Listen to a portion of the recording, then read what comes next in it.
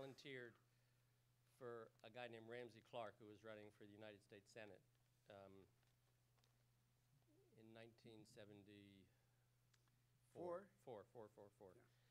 And there were about 5 of us in the office.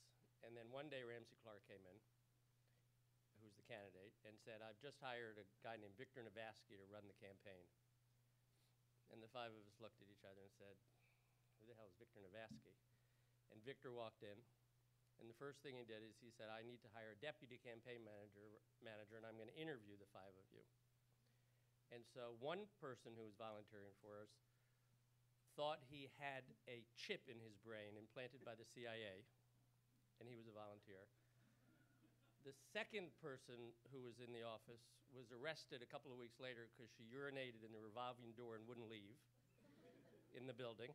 So this is all true story. The third person, I forget.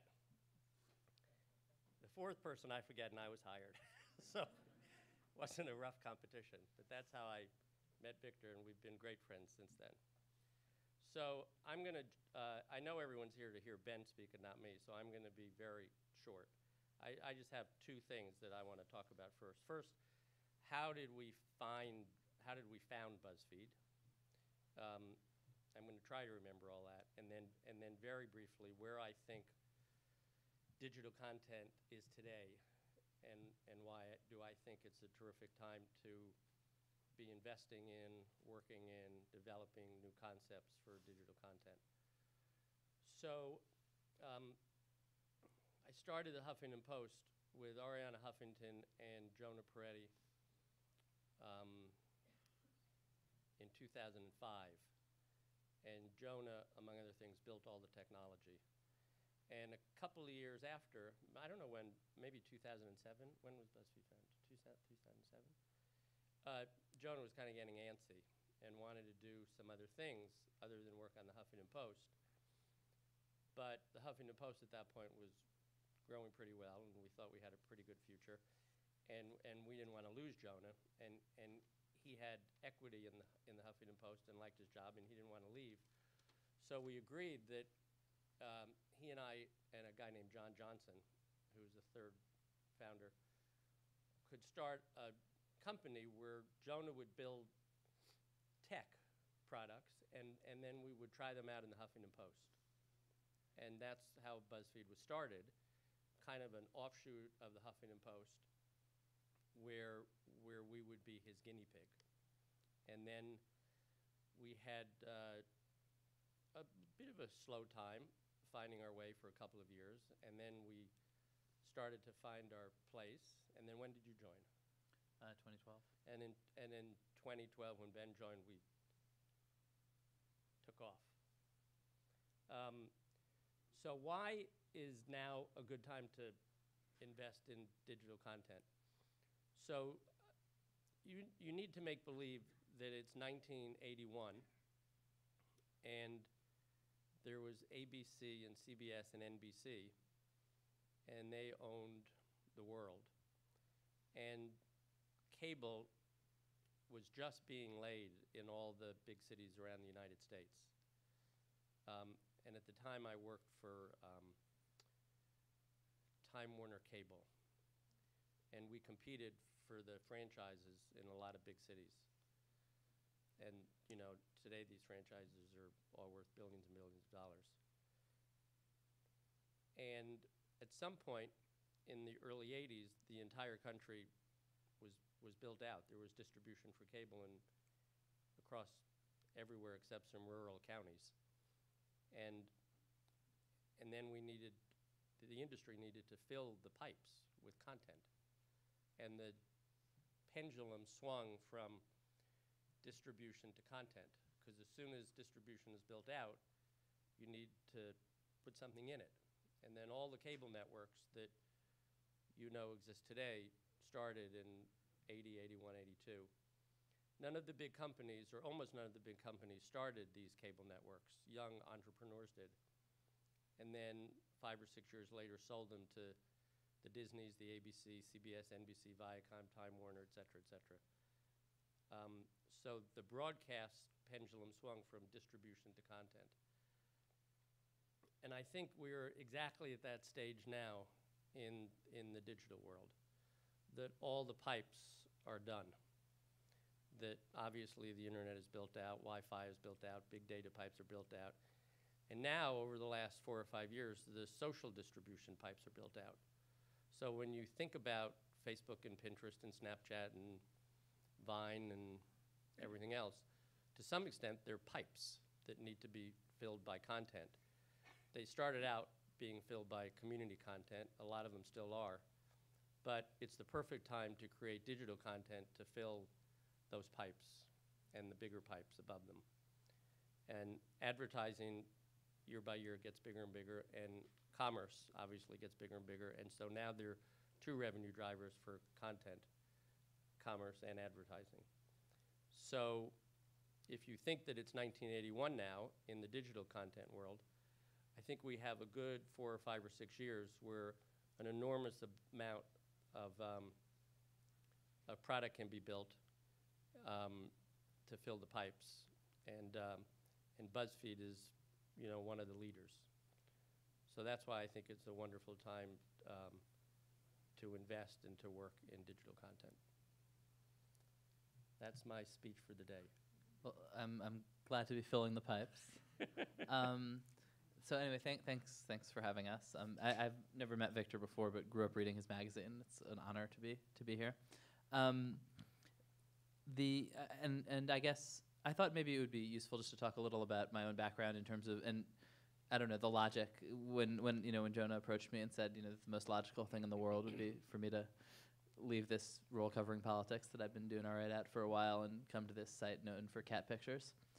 And basically, if you were a political, well, I guess two things. One is that politics is often on sort of the front end of the media changes, just because politicians are obsessed with the media. They only exist if the media covers them. They live through the media and die through the media. And so often they're kind of the early adapters. Like if you think about television, whatever, radio, and certainly the internet, they're not snobs about it. They have like very clear ends, and they're willing to do pretty much anything to get them, including potentially experimental things technologically. And so if you were a political reporter in like 2008, the sort of rise of the blogs had been this big change and really changed the way political reporting worked. They'd become really the center of the conversation. I was writing one of those blogs, and it was, a lot of fun. And the campaigns and the community of people interested in that presidential election, which in 2008 was a lot of people, were just obsessed with this conversation among these blogs. And even though it wasn't like a very well-organized conversation, the best way to get traffic for me would be to like attack Nate Silver and then send him an email saying, hey, I just attacked you. Would you link my attack when you write a bit, when you call me an idiot, make sure you give me a big link. But I gave you a big link. And then that on election day 2008, Barack Obama tweeted once. It was his biggest Twitter account, I think, existing then. Just tweeted like, please remember to vote today. And then over the next couple of years, you just sort of felt the life get totally sucked out of that ecosystem of blogs and shift over to Twitter, which for politics just became just the central channel, both for political news is often statements. It's often people saying things. And so that became the place where things were said often. And then it also, if you had a scoop, that's where it was distributed. You watched it get passed around. It didn't really matter what was on the front page of Politico anymore. It mattered what people were passing around on Twitter. And so when Jonah, and BuzzFeed at that point had basically been, as Ken said, kind of a laboratory and an experiment. And what they were really experimenting with was, how does this developing social web work? What will people share? And they were really focused primarily on Facebook, which, when it started was a place you put pictures of yourself and your friends and updates about what you were doing, and then had kind of, started to be about web culture and pictures of other people's pets and like fun internet animals and memes, and was at that point starting to be a place where people shared the news and, videos and kind of media content that they found moving or entertaining.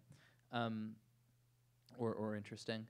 And so I think Jonah's bet was that news was going to shift to these social channels. And if you were working in politics or covering politics, it really already had. The idea that your basic reader is somebody who opens their phone and opens the Twitter app or the Facebook app, and that the challenge for your story is to get in there, was really already by 2011 kind of how political reporting was working. So after like Ken and Jonah like explaining this to me a little, that what I was doing was basically the same thing that they were doing, just different pipes, and it made perfect sense. He said no the first time we offered him the job. Yeah, Jonah gave me all this jargon about the social web that I didn't understand at all, and I politely declined and recommended some like tech writers who I thought might understand. But I think what we've seen over the last couple years is that a number that certainly beat conversations. Twitter's just an incredibly useful way to have a conversation around tech, around a sports team, around politics. These kind of verticalized news conversations. God, that's actually a word I try to avoid. Vertical. It's like a meaningless internet word for section or something. But these beat conversations where there's sort of an elite conversation happening amongst sources and experts and players in the space talking to each other really have shifted to Twitter.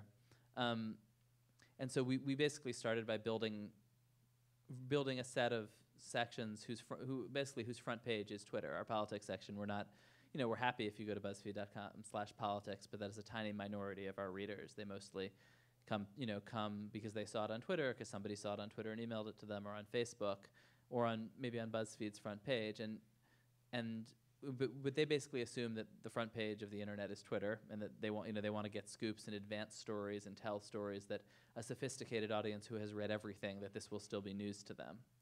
And so that is true of tech, of politics, of sports too, of specific sports conversations, of fashion. There are lots of conversations like that, and then in the meantime, there's the sort of core of Facebook sharing very often is humor and emotion, and we do both a lot of kind of basically content that with its real roots in web culture, lists and quizzes. You may have seen our quizzes lately. That travel primarily on Facebook.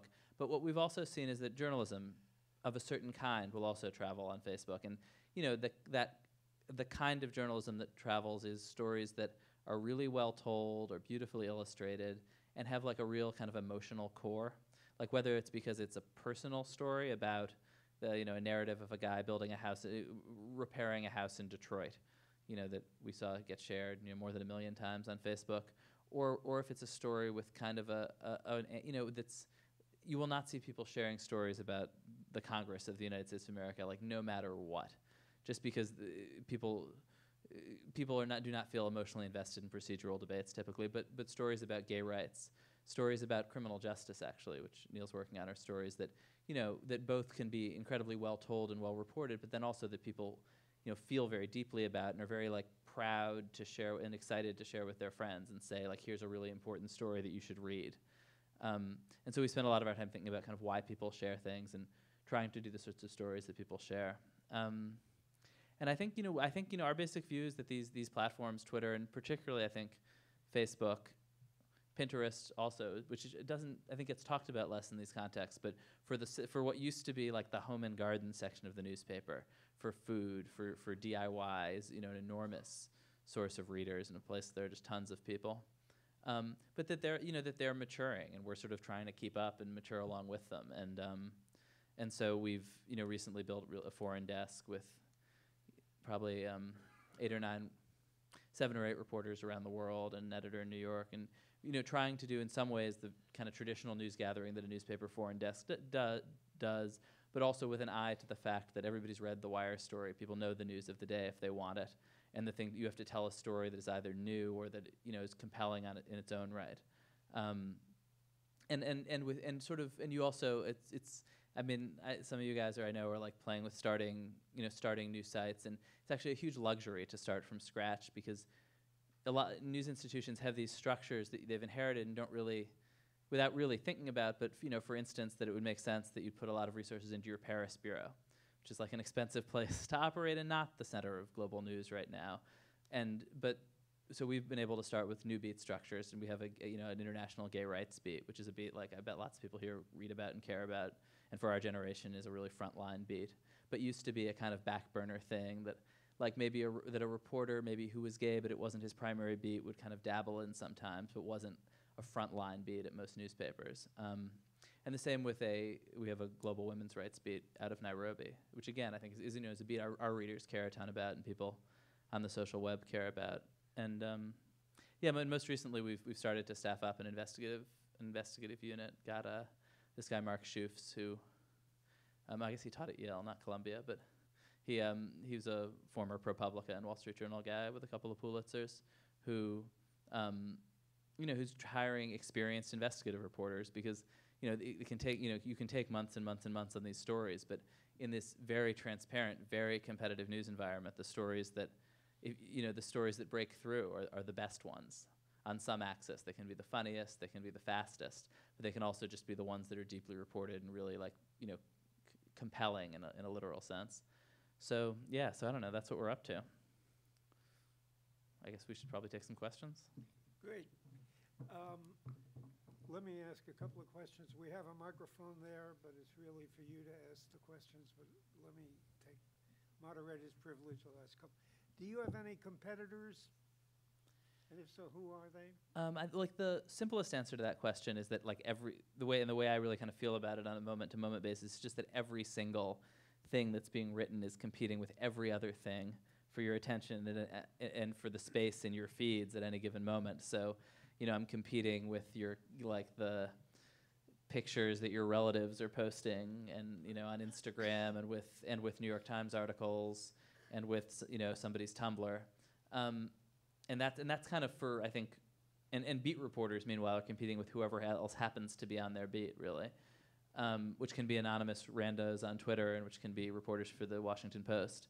I think, to step back a little, I think that right now there is this class of new institutions that are starting to feel, I think the way we feel, that, we're kind of growing up a bit and being able and sort of building the kinds of muscles that really, I think new media used to be a shorthand really for not having the kind of resources that a metro newspaper would have, and I think we're starting to get to the scale and then to have a lot of kind of nimbleness and technology that legacy media companies don't. So I think companies like Vice and Vox Media, Business Insider, are hiring reporters or are competing on a basically level playing field with incumbents, and I think it turned out that it was, in my sort of what I imagined and what I think a lot of people thought was that, basically at some point these new institutions and the older institutions who hadn't fallen apart in this incredibly difficult transition or who hadn't taken some terrible wrong turn, would basically converge, and that at some point in the future you kind of wouldn't know, had this institution once been a newspaper, had this one started as a website. But I guess I think that convergence turns out to be a lot harder than I had thought, that to transform an institution for this new medium, it's really hard. And that kind of institutional change is harder than I had thought. And so I think these new institutions are kind of more formidable competitors to the old ones than I had thought. Yeah, so, I would have said that I never think of competitors. I never think of competition. So I think what Ben said is everyone is a competitor. I'll say that next time. No, I think what Ben said is everyone is a competitor, and I think I would say no one is a competitor, which is the exact same answer, but from the other side of the coin. And you really can't think about that when you're running a company like BuzzFeed, or I think any digital content company. I've been asked that question 100 times, and I always said, well, you never think about competitors. That's a bad way to run an organization. And I do think that it's easier to start a new company, to your point, that doesn't have a particular financial legacy or brand legacy than try to navigate an old brand that does have those legacies that are very difficult to turn. I think it's easier to start a new one than to turn an old one. Great. Why don't you say who you are? By the way, this is being videotaped, and you'll be able to see people. Wait, I thought this was off the record. You'll be able to see it on Columbia Journalism Review's website. Why don't you say who you are? I ask you a question, make your comment. Okay. Hi, my name is Hope King. I'm a student here at Columbia Journalism School. I have two questions. The first is, what is your opinion on internet.org, Mark Zuckerberg's grand plan to bring the internet to the entire world? And what makes an investor attracted to owning a media company? I think maybe it's the control of information. But why are media companies always so attractive as investors look for options to expand their Go ahead, you can talk enterprise? about Mark Zuckerberg, and I'll try the second one. I don't know a ton about it. Is this the one with the drones? Well, yeah, so he launched last year the internet.org website where he wanted to bring the web through cheap mobile technology.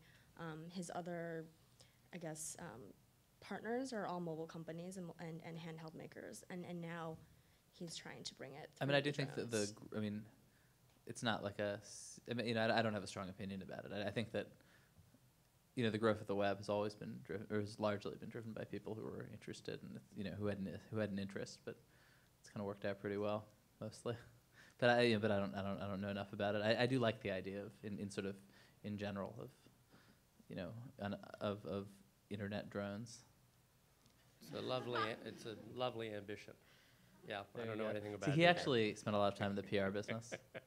And he's like watching me answer questions and cringing. I correct him on everything. Okay. What's the second part of the question? Why are media companies so attractive for angel investors and for investors in general to put into their bucket of? I'm not so sure they are. I don't know that premise is right. I think they're becoming attractive now.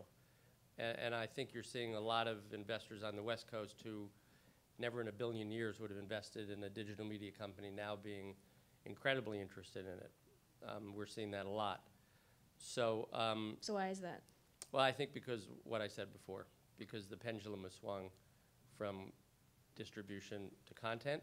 So, a digital content company, when I was at the Huffington Post, a lot of editors came in and they'd say, Kenny, I have a great idea for a woman's site, or I have a great idea for this site, and I have a great idea for that site. And the first question I'd always ask is, who's your tech partner? And then they'd kind of look at me like I was nuts, and then I'd be very polite, and that was the end of the meeting. So a digital content company without a tech partner is a total waste of time. The success of BuzzFeed, in great part, is because of Ben and the amazing content he has, but without the platform that Jonah built, kind of who cares, right? So you need both. And so I think it's becoming a much more attractive time to invest in digital media companies, but 3 years ago, it was a very unattractive time. And I think it's changing quickly because of the shift from distribution to content. Thank you. Could you say a word before our next questioner? What is this business structure of your company?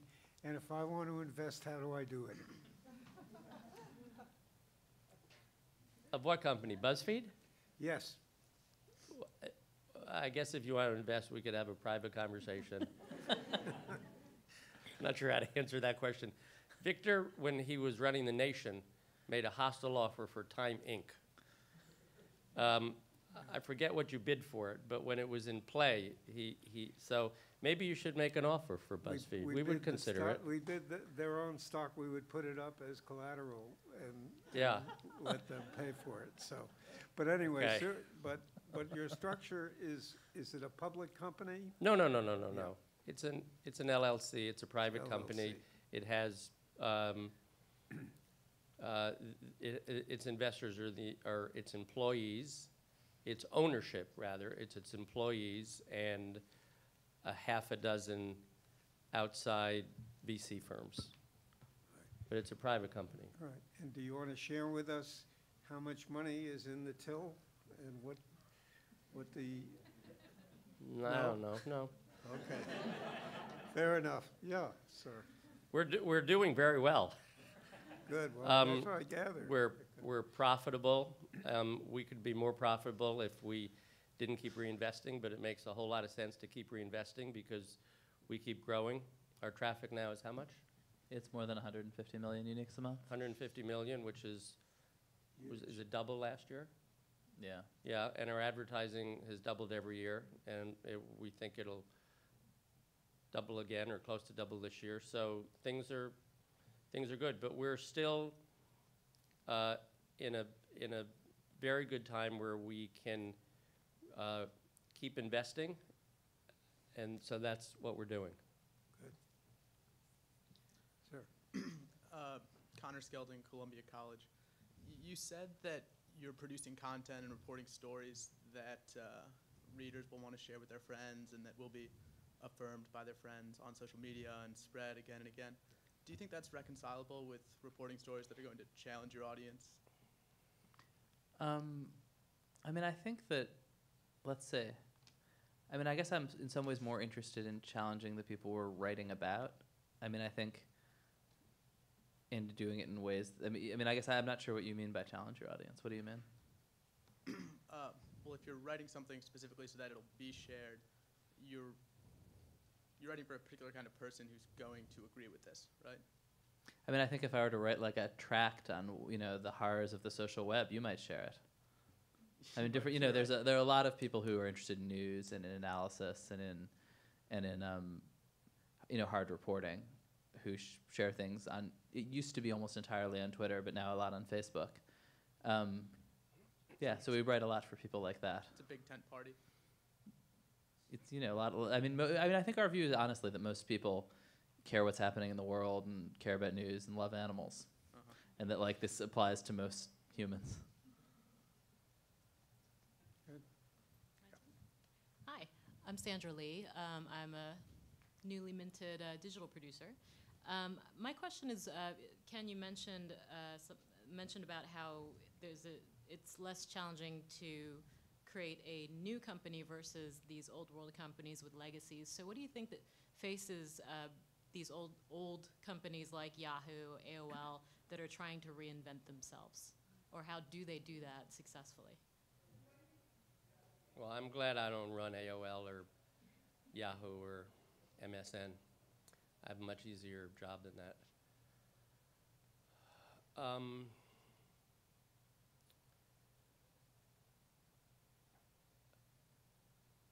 It's very difficult when a digital brand becomes old to revive it. You know, Tumblr was bought by Yahoo, and that was a way, I'm assuming, to appeal to a demo that they didn't have at the time.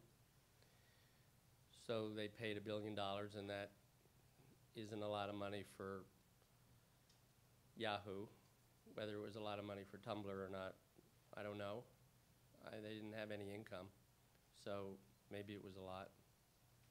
I mean, no revenue, so maybe it was a lot.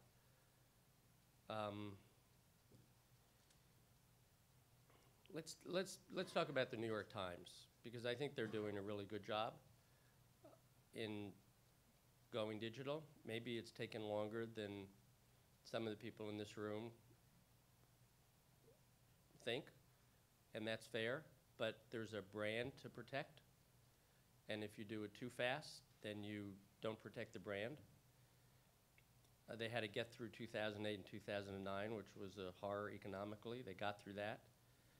And I'm terrifically impressed in how they're improving the digital site and their mobile site on a month-to-month basis now. I really think they're doing superbly well. And the trick there was to you had this horrible financial legacy, all print, and you had to try to get out from under that without completely messing it up, and then protect the brand. And I think they've done a pretty good job, actually. So so it's tough, but that's an example of someone who I think's done it well and is going to survive. And I think Arthur said there's going to come a time in the future when it's clear they're not going to have a print publication. He didn't put a date to it, but that's obvious. So I'm impressed with what the Times is doing. I can't begin to explain a strategy for AOL and Yahoo and MSN that makes sense to me for their content. It's a tough haul. Hi, I'm Rishi Iyengar. I'm a student here at the journalism school. So I had a couple of questions. You spoke about this briefly, but I'm just wondering about the strategy you're following for BuzzFeed sort of global expansion, what markets you're looking at and what the strategy is. And the second is about advertising, like native advertising and sponsored content. Do you, is that working well? Do you think that's the best way to go, or are there other avenues of advertising you're looking to implement in the future? Okay, I mean, I think I'll talk about the expansion. I think Ken probably has more opinions on advertising than I do. I mean, so one of the neat things about these new pipes is that they're global, and so without trying, just because lots of people have Facebook networks and Twitter followings that are global, because you have family in another country, because people move around a lot, because you went to school in London, and I mean it's just sort of the nature of the world now. And so without really thinking about it, we had a substantial amount of traffic from other English-speaking countries and real traffic from other places that whether it's Singapore or I mean, which I guess is sort of English-speaking, or Germany, and places where Anglophone places. And so we I think started pretty small in London last year and have now built up a team of 20 there, and are starting to launch basically small teams making content for people in the country. And we now have people in Sydney and in São Paulo working in Portuguese there, and then also have Spanish and French sort of feeds out of New York, and I think we're starting to look for writers in Mexico City, and and I think we're also I think Jonah already said this, but I mean Mumbai does seem like an obvious stop on that list, and it is really very much about the fact that these networks that we're kind of already on are global, and so it's not like we don't need to set up a printing we don't need to set up a printing press, we don't need to buy a broadcast tower in the country, and so you can start small, find like a handful of really talented young journalists, and have them try to figure out how what would BuzzFeed be if it started in Mumbai. Like, I don't know, it'd be kind of different. Like, media cultures are different. In the in the U.S. you cover politics by getting scoops and getting sort of incremental news. In the UK you cover politics by making fun of politicians. I mean, like, there are different cultures and different media cultures, and so we're going to be somewhat different, I think, in each country. But it's also, it's really internally useful because they're UK media culture in particular is this incredible font of creativity and sort of energy, and so we're learning a ton from them that we're then copying in New York. What's the advertising side? Native ads. Yeah. What about that? What about it? Just native ads and sponsored content. So how is it working, and are you looking to implement any other advertising strategies in the future? Well, it's working great, thank you. BuzzFeed was out front on that, and I think we've become synonymous with that, and it's going terrifically well. And I think we're just going to double down on that and keep to that. Our advertising is growing very successfully. I mean, we have ideas on how to continue to work with brands with native ads and sponsored content that will evolve. But we love it, and if you take a look at the industry loves it. A lot of people are now following what we started, but we like to be synonymous with that, and we aim to continue to do that. But do you think there are any ethical problems with advertorials or not? No. No. Okay. Good. Yeah, I think I was being funny. I think as long as it's clearly denoted, Demarcated. yeah, that there are no issues, but I think you have to be very careful, which we are, and I know Ben is particularly sensitive to that as long as you say what it is clearly, that it shouldn't be a problem at all.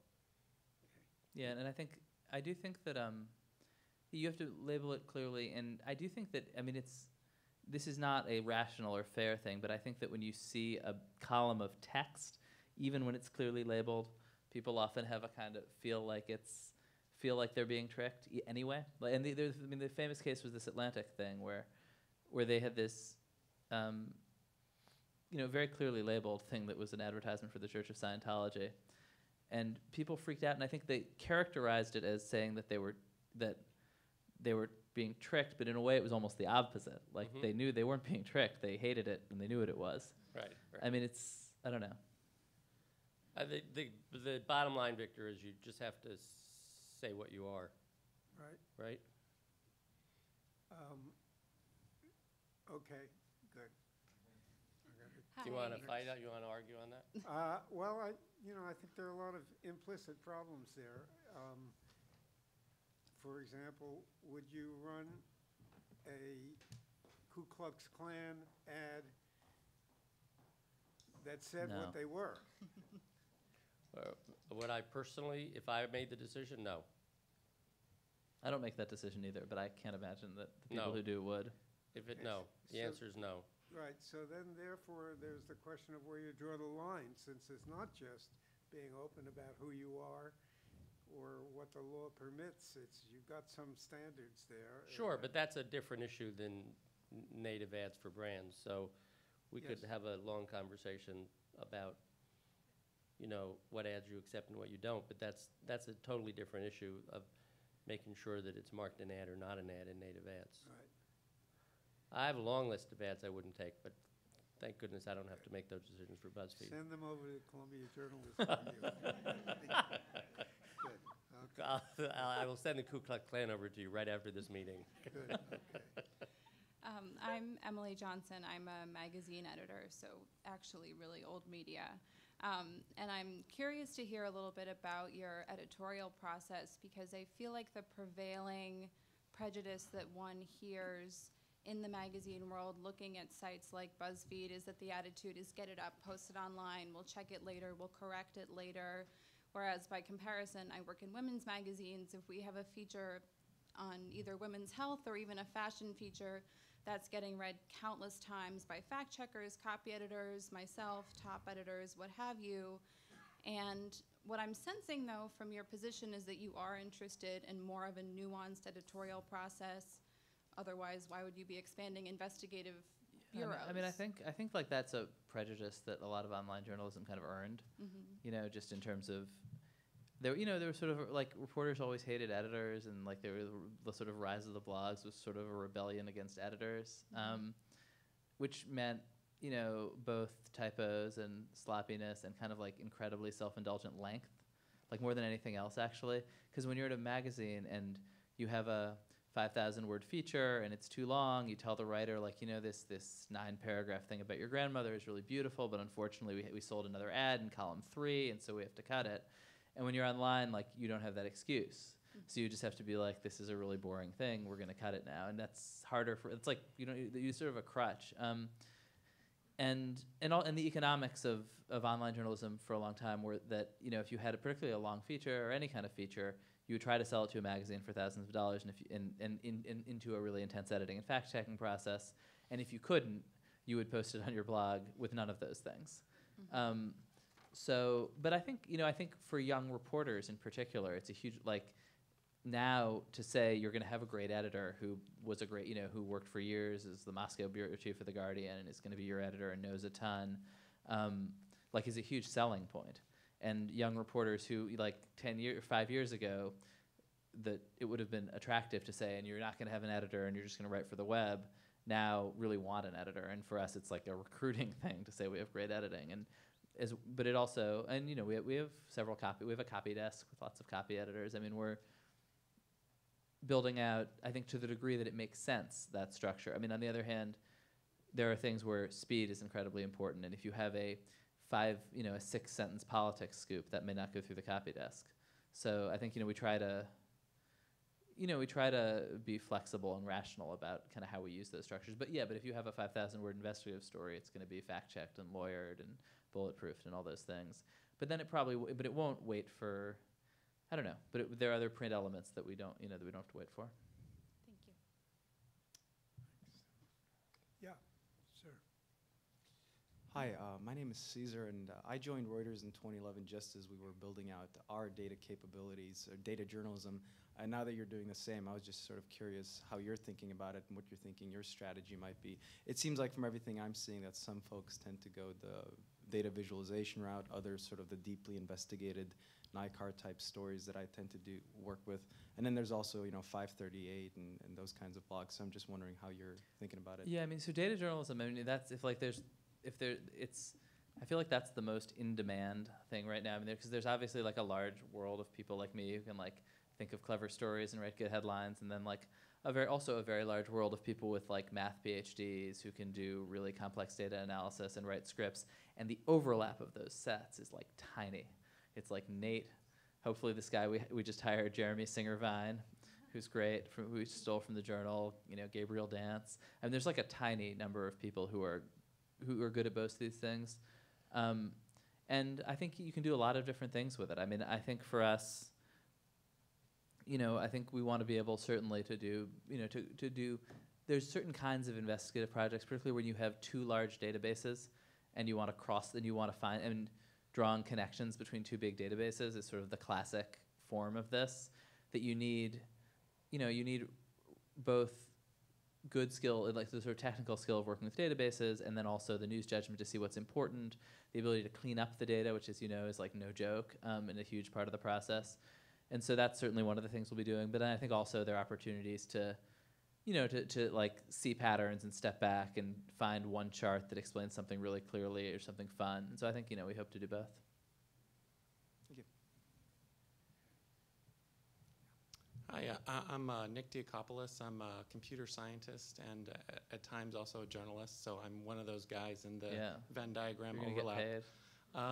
You should have mentioned So him as one of the guys. Ken mentioned. You're the other one. Was Yeah. that? I'm the other guy. So Ken mentioned earlier, made this point that a media startup without a tech co-founder is worthless. I think you said. Yep. And I'm sort of wondering, how do media companies compete on technology these days? How is BuzzFeed pushing the envelope of technology, or is it? Are you guys using commodity technology, or are you developing your own sort of special sauce and algorithms and whatnot? It's funny because in every place I've ever worked, I've like made the case really heatedly, just like use WordPress. Like, don't build something yourself because the like beleaguered 3 devs that you've convinced to work for this media company are never going to be able to keep up with updates and with changes to the web. But because the media companies I'd worked for, were not sort of didn't have the DNA where they could recruit great developers. They weren't investing in developers. They weren't the kind of place a developer would really want to work. And talent is really important, and so it's tough for newspaper companies, both to pay developers what they earn, and to inspire them that this is a really interesting job where they're going to be reinventing stuff and not just kind of dealing with stuff. And so often you get developers either who aren't absolutely the best in the world, or who have like side projects. Like I once worked for and they're really good developers, but this is the day job. And like I once worked at a place where the guy running the main developer was. His real love was he was running the Satanist community on the internet. But he did a good job on the website. And BuzzFeed is totally different. I think a lot of some of these new companies also really have like the DNA of a tech company. I mean, as Kenny alluded to, there was a moment in these tech startups when the idea was, the dream for these VCs, in my prejudiced caricature, is that you sort of build this technology and the people just come and populate it with content, and you never have to hire anyone, and you just like make tons of money. So a lot of companies, there was a generation of companies, which was around the time BuzzFeed started, were thinking a lot about platform and about their platform, and BuzzFeed's DNA was really about building this really interesting, useful, flexible platform. And so as a result, there's this real culture of great developers there. If they're who are constantly experimenting and changing the forms. So culture to me isn't technology, though. I'm wondering if you could speak a little bit more specifically about what technology means. Yeah, sure. the actual Well, technology that you're building. It means, I think, for us at least 2 specific things. One is about distribution, about having the site is organized in a way that is detecting and paying a lot of attention to not which stories are being clicked, although it knows that too, but also which stories are being shared, and then promoting those all over the place very fast to kind of amplify that effect, and doing that and kind of more sophisticated things in that direction. And then the other thing is just building a platform that can publish things the way people want to see them on the web. And it sounds really simple, but most publishing platforms at publications you can't or couldn't until pretty recently get a picture to the full width of the screen. The quizzes that we've been doing actually took a really long time to develop, and it's really hard. It's hard to build I mean, it sounds easy, and you could sort of hack it together, but then one that feels fun and satisfying, and everything kind of works and looks right. It takes a lot of trial and error to make that work, and there are lots of different ways a quiz can be built internally. So that's things like that. The way breaking news stories work is something that we think a lot about, and because how should updates work? How should you signal that something is new? Do things go on the top or on the bottom? These are all that's all technology. Also, very recently, do these media companies now have they realized that they need to hire a lot of tech people in-house? And 6 years ago, that didn't happen. They would contract it out. I remember having a lunch with Rick Stengel, who was the former editor of Time magazine, a long time ago, maybe a couple of years after we started the Huffington Post. And we had great tech people inside the Huffington Post from day one, like I said, Jonah and Paul Berry and a bunch of other people. And Rick said, how do you deal with tech? And so, I explained to him that it's in-house, and we built our own platform, et cetera, et cetera. And he said, oh my God, he said, let me tell you how we do it at Time. We first have to come up with an idea, and then we conceptualize it, and then we send it to corporate. And then corporate has to okay it, and then they send it out to an outside firm. And then the outside firm builds it, and it comes back through corporate, and corporate changes it, and it goes back to the outside firm, then it goes back to corporate, and then finally gets to us, and it's probably 3 months. And actually, that was the way it was done 5 or 6 years ago. But I think inside media companies, it's changed. I think they've learned, and it has to be in-house, and you have to have the people who Ben can turn to all the time and say, what about this, and what about this, and what about that? Thank you. Hi, good evening. My name is Yang Guo. I come from China. I want to say thank you to BuzzFeed for deciding to carry that long-form article called The AIDS Granny in Exile back in December 2013, written by contributor Kathleen McLaughlin. My question is actually what would be your strategy of covering more in China without getting your website banned, like New York Times or Wall Street Journal? I mean, I think there's this kind of accurate truism right now that you can't both do business and journalism in China. I mean, I don't, it's not something I've thought a lot about, but I think, we've been kind of spent our year kind of building out the foreign desk, haven't hired anybody in China yet. I think are looking at ways to cover it. I think, we're not going to worry about whether or not we're going to be banned. We're just going to try to, tell important stories. Okay, thank you.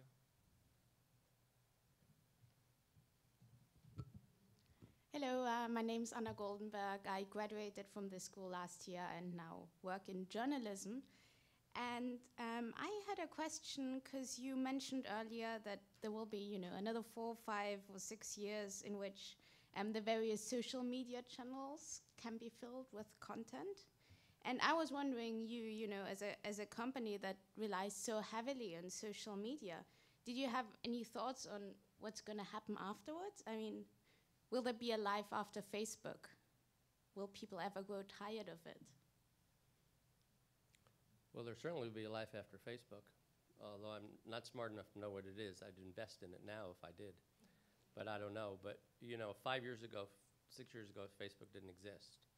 So it only makes common sense that 5 years from now or 6 years from now, something else will exist and be an enormous success and we don't know what it is. So Facebook will evolve, and it'll grow, and it'll succeed, and it'll become big, and it'll have its problems. And somebody in a garage is going to build something that'll zip by it one day. But I don't have a clue what that might be. But history is going to repeat itself, just like it repeated itself for Facebook. Yeah, and I don't. Without, I agree. Like trying to predict the future, you can certainly look at the present, and the place that we're starting to see readers on and to integrate into the site are these messaging apps. I mean, and where I'm communicating with my kids, or WhatsApp and Kik and things like that. That less here, less domestically than internationally, but the kids' communication is domestic. But but that's obviously something that is competing for your time and attention with Facebook and with television and with everything else. Thank you. My name is Brittany Gala, and I'm a magazine editor. And I just have a quick question about the quizzes section. How did that come about, and what demographic are you succeeding with? So, quizzes are, like a lot of other forms, like articles and lists and photo essays and, any other form you can think of.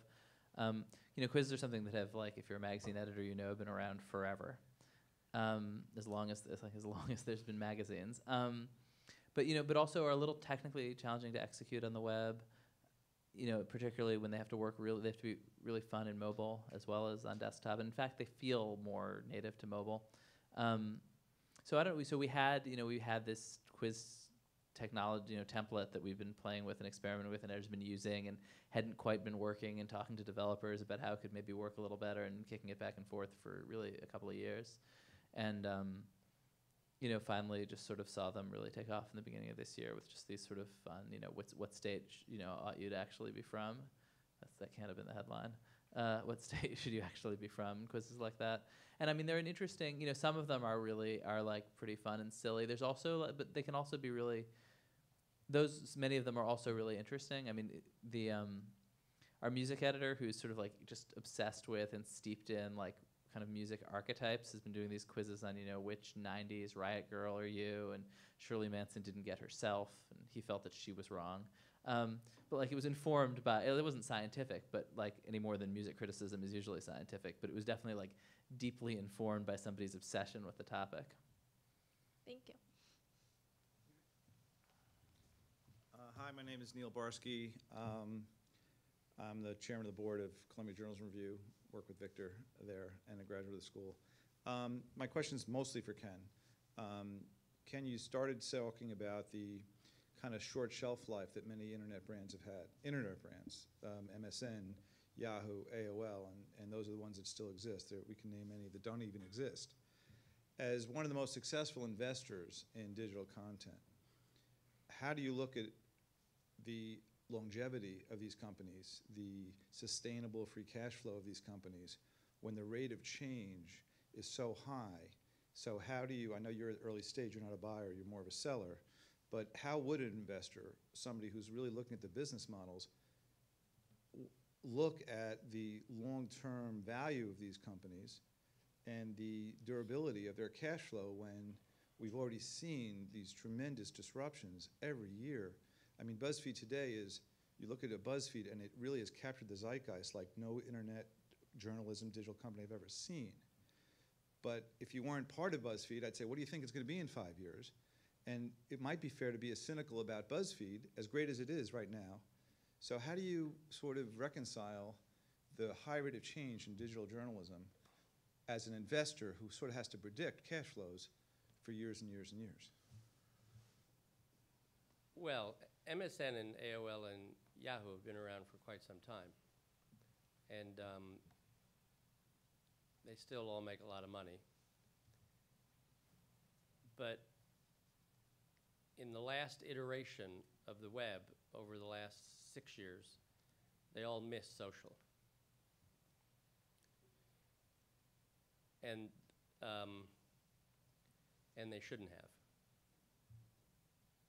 And that has really been their most recent problem.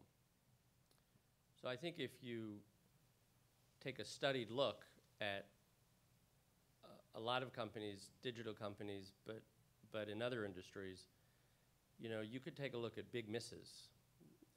Sony missed it and Apple took it. You could make an argument that GM missed it and Tesla's going to take it. But those three big internet brands missed social, and they shouldn't have. So I think as an operator, you need to think about your future customer as much as you think about your current customer. And if you get super focused on your current customer and don't think about the future, you're going to be out of business or your growth is going to slow down. So, and I'm blanking on that wonderful book, and it was the whole thesis of the book about super serving your current customer. And I think that was the problem with those three companies that you mentioned. So thinking forward is necessary in any industry, particularly in the internet industry, because how quickly it changes. But I think that's the key. And we do that pretty well at BuzzFeed now, and it's the responsibility of management and the board to make sure we keep doing that. That's the short answer. Could you translate, Kenny, for those of us who don't speak the language, when you say they missed social, what does that mean? Well, when we started the Huffington Post, which wasn't very long ago, social didn't exist. It was all SEO, it was all Google. And the success, part of the success of the Huffington Post was that Jonah and Paul knew how to take advantage of editorial that would maximize SEO, right? And we did very well at that. And we didn't have to worry about Facebook and Pinterest and Snapchat and Vine or any of those, because they didn't exist. And then fast forward only 5 years, now Google and SEO are still incredibly important, but if you can't take advantage of the social pipes today, you're not going to be able to build the most successful content business that you want. And I think it's pretty clear that AOL and MSN and Yahoo, and I don't mean to beat up on them, but nobody really cares if I beat up on anybody, so it doesn't matter. But they all missed it. They all kept their current business strategy and didn't pivot. And a lot of this business is about pivoting. You know, when we invest in companies, you look at the entrepreneur in the eye and you decide if he or she has it, and you shake hands and you hear the idea. But very quickly you have to say to yourself, can this entrepreneur pivot? Because the idea that they're bringing you on Monday is not going to be the idea that they build a year from now. I've never seen a business plan that says I'm going to do X that actually did X. It just doesn't, I've never seen it. And so the business person who can, when they get against that brick wall, can figure out how to back up and go around it efficiently and pivot the company is the business person that is going to succeed. And that's part of the deal on the web because it happens so fast. And I think that's the major macro issue that those three companies weren't able to do. They weren't able to pivot out of their existing business and see the future properly. Okay, thank you. You agree I'm with Josh I Haskell, don't know, I'm a it makes me a little producer. nervous. Makes you nervous? Seeing the future properly sounds like a tough thing. I'm a producer at ABC News. I have a question for you. You know, sometimes someone will send me like a long, in-depth article from BuzzFeed, and then an hour later I'll take a quiz or read your lists. And I'm wondering, when it comes to content, how concerned are you interested in building that identity? It seems like some of these legacy companies, they have trouble reinventing their identity, but you guys, your identity is always changing. Do you worry at all about people who might not take some of the in-depth journalism that you guys are doing seriously because they just took a quiz of what city they should live in and different It's funny, things like that? I actually get that sort of question a lot, but I actually don't run into people who say, like, you know, I read this incredibly powerful story, I saw this great scoop, but I doubted it because I had taken a quiz the previous day. I mean, I don't know. I mean, just as sort of a matter of, that's not like something I've encountered. One thing I think that is interesting is that I think there's sort of just like an aesthetic of a lot of newspapers in particular, that you separate things, that you put certain things on the front page, you have an A section, a B section, a C section, the crossword game, and the comics go here. And there's like sort of there's people feel uncomfortable when they're when they're adjacent to each other.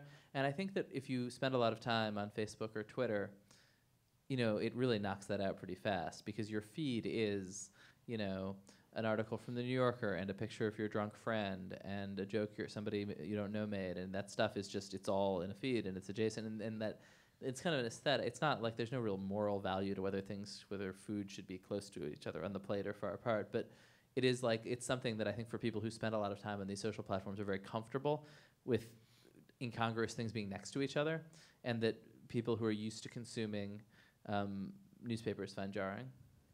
I think that's one of the keys to BuzzFeed that's very important. That Ben said vertical before, and then he took it back. But when you think about old digital media 6 years ago, everything was vertically organized based on traditional media. And I think one of the great keys to success of BuzzFeed is that we recognize that the people who grew up on the web and not in traditional media were very happy and satisfied and not concerned at all that they could just read whatever was coming through their social feed in whatever order. And the randomness of it didn't disturb them. And BuzzFeed really leaned into that, and that was a key success for BuzzFeed at the beginning, which we're continuing to do. We didn't fall into it. It was conscious. Yeah, I think that is sort of why I'm resistant to the word vertical, because it like, of course, if you're covering technology, you're going to have a team of reporters who cover technology, and there's going to be some page on our site where their stories live. And that page is in fact vertical, and and that's sort of this industry term. But you can get confused and think that what you've built is a page with a bunch of stories on it, when in fact people are finding those stories all over the place, and they're mixed in with other things, and it's your internal organization, but you shouldn't confuse it for how people experience the stories. And also on the web now, on a successful digital property, an enormous amount of the traffic comes in the back door, not directly to the brand. And that's because it comes in through the social pipes. And that's random too, and that's okay. So the statistics of BuzzFeed are probably, well, they're very different than the statistics of the Huffington Post when we launched front door to back door. And so you really have to know where people are entering the site and then adjust to that. And through social, a great percentage comes through the back door, not directly to the front page. And Ben, you had talked about how blogs were dominant in the 2008 election and Twitter in 2012. Do you see something brewing for 2016, or is that something that you guys are starting to think about a lot at BuzzFeed? I mean, I do think, this is actually less a journalism observation than a politics observation, but I do think that campaigns, Facebook is a giant platform right now, and who knows, in 5 years for sure. But campaigns that are sort of, that can effectively kind of take advantage, and articles that can tap into that reach, it's just larger than anything else. And I think, there's some, I think one interesting political question is when somebody will run a winning Senate race or congressional campaign that doesn't buy any TV ads and relies on that kind of social distribution, because I think it is getting to this, it's just at this huge scale. So I think that's sort of an interesting thing. Good evening. My name is Peggy Barmore. I am a student at the graduate school also. I'm going to change things up a little bit. Just last week, Columbia held its Career Expo, which was highly touted and very successful. And one of the conversations that you don't hear quite often is, what is the thought about career paths in the new forms out there?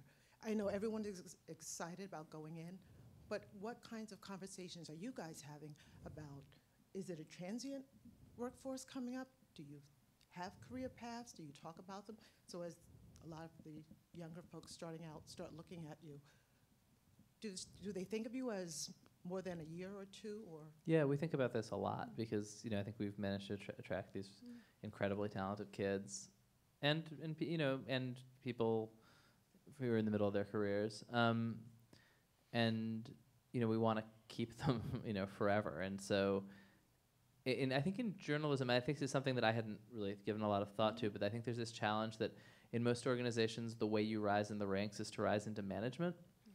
And in reporting is the best job in the world, and I think good news institutions honor and respect people and celebrate people who want to build their careers as reporters, and maybe either get better and better and be doing more and more ambitious stuff on their beat, or move into different beats, but make sure that not that the only path upward in the organization isn't to become a deputy editor and then an editor and then a middle, so Yeah, so we think about that stuff a lot, and I think sometimes, and I think that does mean realizing that and that people are just so different. Like when I was a political reporter who was really very happy doing the exact same thing every day for 10 years, and would in fact got a political scoop today and was thrilled by it, and probably would have been happily doing that forever, and may go back to it. And some reporters are like that. Like beat reporters just want to do that thing every day, love it, get the adrenaline rush from the scoop, never changes. And others want to start doing longer and more ambitious work, want to go from beat to beat. And so, and then some people who are great at making funny quizzes and also are really good reporters and want to use all those muscles. So yeah, we think a lot about making sure that people kind of don't get bored. How are they pricing the new jobs? I mean, what are they pegging it towards? What's now considered an entry-level salary? Back when I started, it was 20,000. Yeah, when I started, it was 22. Yeah. That was my first gig in New York. It's substantially more than that, and it's actually a very competitive market right now, just because there are all these new media companies starting, and so we find ourselves bidding against First Look Media or against the Wall Street Journal or against Vocative, or there's a lot of different people hiring journalists right now, and so I think it's a better market to certainly get a job than it was a few years ago. One thing I've really noticed is that we have a lot of 25-year-olds, but there aren't that many 28-year-olds in media right now, because if you got out of school in 2008, it was just such a terrible time. I have not seen actual statistics on this, and this may not be the case, but I think there was a cadre with way fewer journalists in it, and there are more right now, just because there are more jobs. My name's Molly, and I also work at ABC. I heard you speak. You came to ABC for a lunch thing right before you guys hired Miriam Elder, and right before you guys really staffed up. And I read Miriam when she was at The Guardian. I read Cher Frankel when she was freelancing all over. I followed Max when he was at the AP. And what you said then is that all these people were going to create foreign content that people were actually going to read. They were going to read the blogs that the Hills explained Putin, in 5 pictures, but they were also going to read the 1,000-word article or the 500-word article. Are people actually reading the articles, is my question? Very editorial, are people actually going to share Frankel's piece on kind of the Al Jazeera trial in addition to kind of just seeing the quick pictures? Yeah, for sure. And I think, there's this large and growing kind of, like a lot of spaces, there's there's a kind of elite conversation that really lives on Twitter, but that's growing, and that when I say elite, there are lots of heads of state in it, and senior diplomats, and Carl Bildt is arguing with the president of Rwanda in it, and so there, and then a large audience of people who care a lot about this, whether they are working it professionally or they're just junkies who are really interested, and so I think to a degree, Miriam's team kind of sees that as their front page, and so what's a story about Yanukovych that you have not seen before? And so that's kind of a lot of pressure to do actual interesting things, and not just to say here's today's dispatch from the region. But you're still doing that, which is you do that in addition to those second and third beats. Yeah, I think during the Ukraine crisis, that was a story. When there's a story everybody in the world is interested in, everybody's interested in it. So we cover that in a pretty straight ahead way. But I think we try not to do what I think of as kind of A7 stories, well, we haven't checked in on this region for a while, so we're just going to kind of check in and imagine that there's a reader who doesn't care so much that they've bothered to look at another website about the Central African Republic or about Rwanda, say, but also,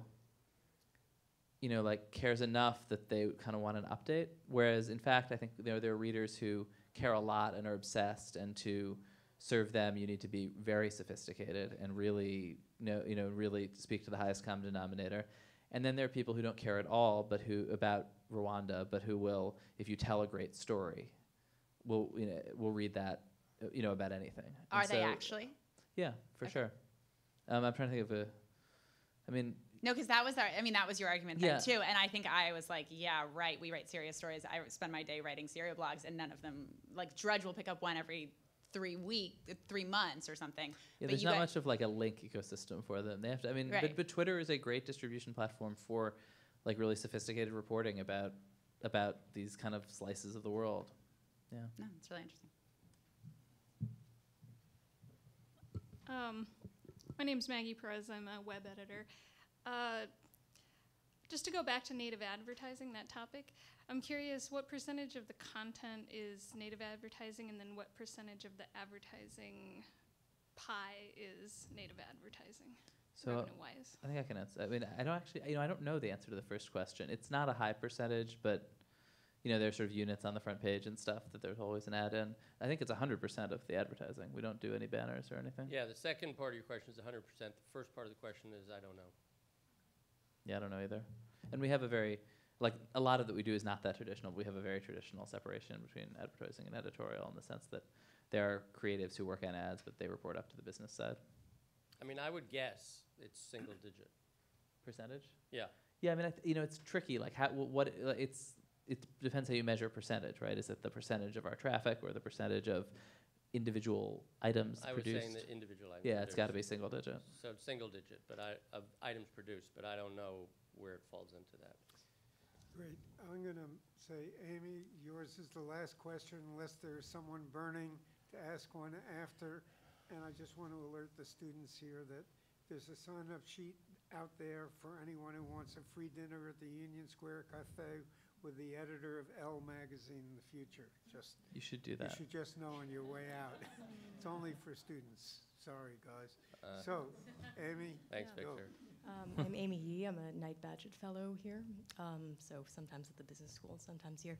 Could you give a bit more detail about how you make the numbers work? So you have a huge amount of traffic, but are the advertisers satisfied with just the numbers? I imagine they want the click-through rates, right? Is that the crux of it? And then can you give a bit more detail about the breakdown of the different kinds of revenue streams? Okay, so, revenue stream, there's one, it's advertising. We don't really have any other significant revenue streams. Is it only coming, let's say, there are different, so search op SEO is coming to you, but then... That's not revenue, though.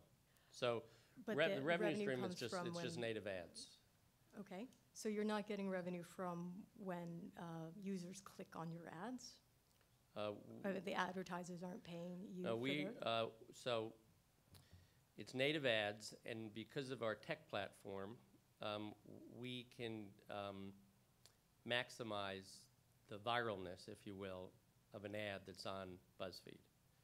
And so the amount that an advertiser pays is X, but there's a viral component to it, so they get X plus Y. Does that make sense?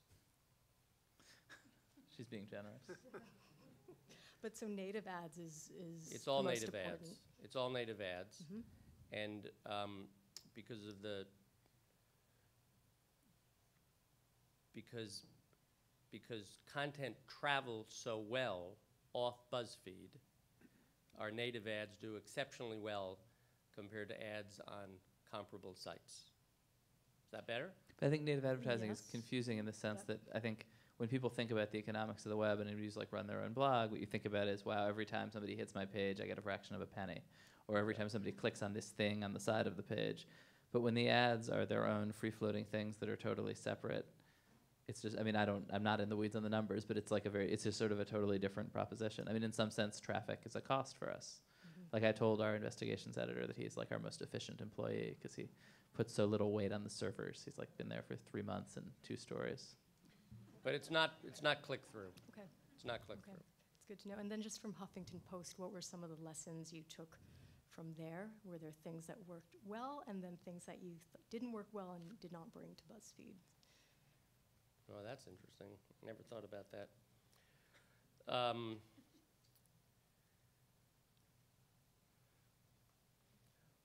Well, so on BuzzFeed, as I said before,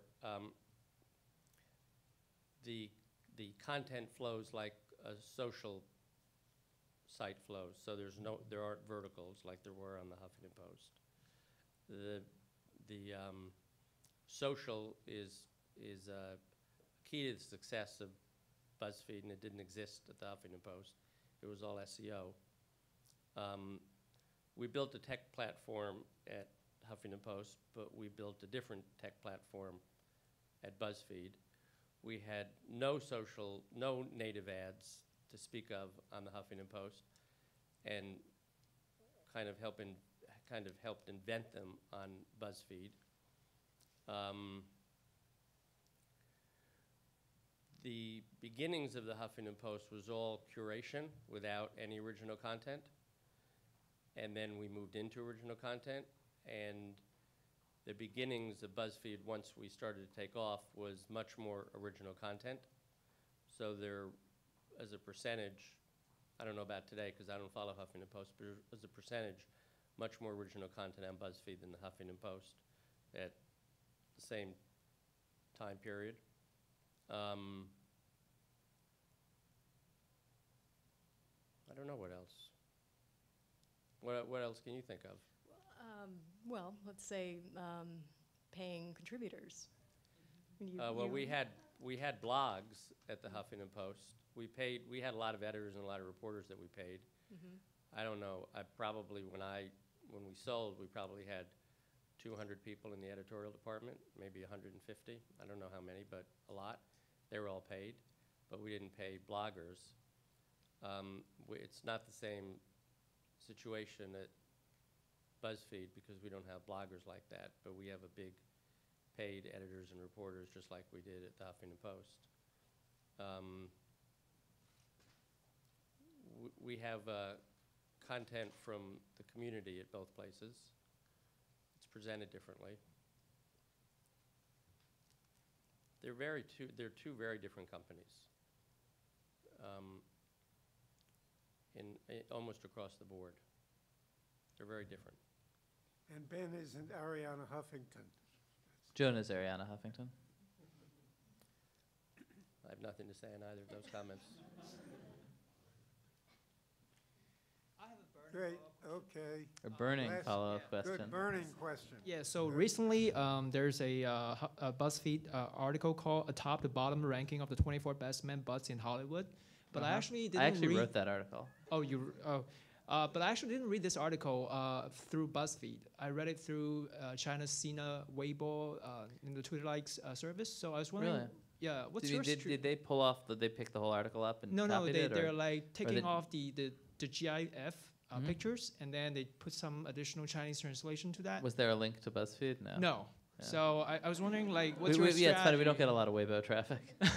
So what's your strategy, like, of countering this kind of piracy? Or I think the thing is that there's all like the culture of the web, which is has always included tons of appropriation, and we have a lot of like actually original illustrators now, and like you'll see Imgur, Reddit, somebody that just like post all of their work to Imgur, and there's this impulse to freak out. But actually, ultimately people sort of understand where it's come from and see it. And I mean, you figured out it came from BuzzFeed, and you were looking for the best men's butts in Hollywood, and now you know where to find them.